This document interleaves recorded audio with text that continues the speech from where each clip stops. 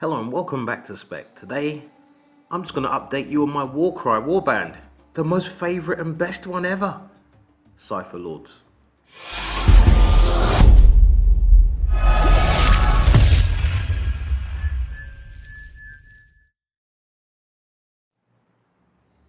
Well, first off, I hope you've all been having fun. And I know it's been a while since I've looked at Warcry, but I wanted to definitely get a few games in before I started talking about it. There has been a recent release of the Mercenaries and Monsters, and I'll look at picking it up in the future if I become unhappy with these guys. But let's face it, and to be honest, Cypher Lords have been absolutely brilliant. Out of the many games I've been playing with these guys, I think on average I win about 7 out of 10 games. I don't see them too often on the table. You know, when it comes against competitors, they tend to play the ghosties at the moment, the night haunts. But realistically, these guys have a lot of movement and a lot of versatility, and when it comes to objective grabbing, the main two characters have the ability to teleport minion characters around, and that can mean a lot when it comes to the near end game or just holding objectives. So just to give you a little update there, we've got our Mindbound, which are these three guys here. You can see them all stylishly done. The idea with the head kind of gear was to give them almost like a sunburst appearance, and I hope I kind of got that. We'll have a little close up of those in a minute. We then have the Illuminate and the Thrallmaster, and these are the two with the teleport abilities that have pulled me out of the fire so often, it's unreal. Especially if I have to like defend an objective or simply keep a character alive. Getting the ability to teleport these other characters around has been brilliant. And these are the Mirror Blades, those three over there. So let's just take a closer look. So I know that you saw me kind of talking about these before, but not really getting into them too hard with painting. When it came to these models, I wanted to keep it that they had been taken from various backgrounds or from different places, and it was a chance to play with skin tones, you know, to make sure that rich gold and purple come through.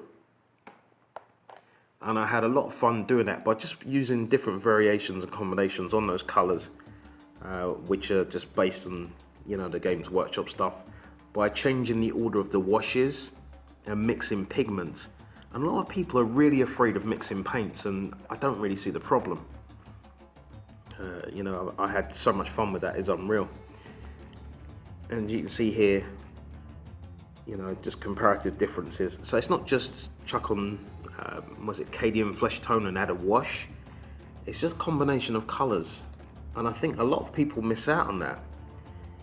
And it's kind of like give them a rich kind of desert looking colour there. So some have gone red, some are yellow based, some are dark, you know, Ethiopian style skins there. It's worked out really well. I didn't go for a blue kind of hue because I wanted to stay away from the colour of their robing to make that work. But these models are beautiful. I do need to add some detail at the bottom there as regards to the pattern work, maybe around the trim there, but I haven't gotten to that.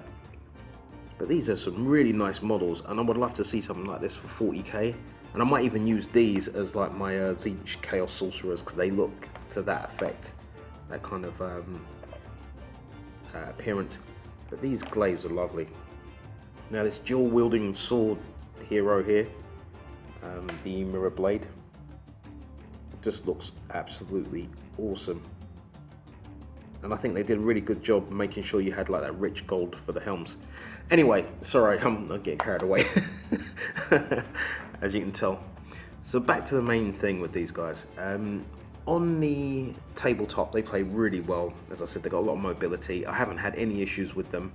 Stormcast did give me some trouble with their shooting range, but I'm really happy with these.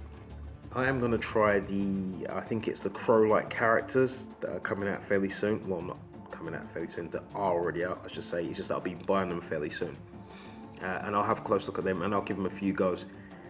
But I found that these guys were better than the Untamed Beasts and the Iron Golems. Iron Golems, they do have a lot of mobility. They can get their speed right when you start spending ability dice, so they can move very quickly. but staying elevated tends to be a massive advantage with these guys. They have got one or two ranged effects, but his ability to reduce people's attacks overall is really handy as well, but that's quite an impressive dice set to use. But that's the paint job for them, for blades there, for the Cypher Lords I should say, for the blades etc. This is what I've got, and this is just shy of 1,000 points. But this is really like a painting update and let you know really what's been happening with them as regards to battles, because I still play a lot of Warcry. In the evenings, I think I play probably about 3 games a week on average. So it's really nice to set up, get done if I get like an evening and just play out a few games, or if it depends from when my buddy's round, get a game off or what have you. So I'm not doing like a massive poll. I haven't done the campaign yet. I'll probably set that up for future just to have a little go of that. But that's that for now. So it's short and sweet, very simple. This has been Spekd. If you are playing Warcry, I'd like to know which armies you're struggling with, which you're finding problems with, or which ones you really enjoy. As I said, I really like the look of these. I've gone for all of cool, and I think these are the ones I'm going to stick with. We have a lot of content here for the box set. You guys saw me go through the unboxing and just really going through the pieces uncoloured. So what I've done is kind of laid out what I did with them in the end. And is the light a bit too bright? Maybe if I kill that. It's pretty much the same. You can see what I've gone for here overall with the terrain is like a moulded, moss covered, just lightly maybe like water damp area, so the wood has like moss and mold tinges on, then like the light spores that you start to get with the moulding. You can see that on the gangways there. It's more of a kind of a slight green tinge, and I use a lot of Athonian camo shade which came in the conquest. And this terrain is so beautiful, and there is a lot of it. It is a bit difficult to pack away back in its original box. You have to move a few bits out. That's the showstopper there. And that piece, just for a comparative size, is quite large. It's like a, I think it's Harryhausen kind of Jason the Argonaut feel to the whole thing. I didn't want it to be gold or kind of too rusted out. I figured this had just been sunken and the water's kind of washed away, and it's had that effect throughout quite a bit, so things are still new but starting to get that overgrown feeling. Okay, coming to the bell section here, I started adding a little bit of the erosion there for it and weathering. It hasn't quite reached that 100 years yet to get that lovely green. I left the skeletons kind of charred. There's one problem though, that small chain that they have on here isn't sufficient to keep that metal model on when you put it back in a box. So I'm probably going to clip that and just use actual real chain for that. The creatures that came in the box set, I wanted to keep kind of same colours. I figured that these are travelling from place to place, and in the 8 points it's meant to be dark and kind of gloomy. So I figured that these will hide out quite well in the terrain. And there are some really nice pieces. I have to still kind of sort out the rims on the bases, but they do have enough vibrancy and detail that they hold. Nice bit of contrast there.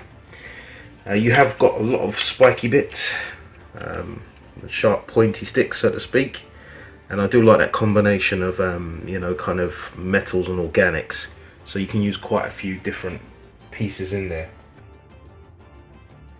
So these are my iron golems, and what I figured is that they've melted down all that material to create their armor, and that's why they're all the same color.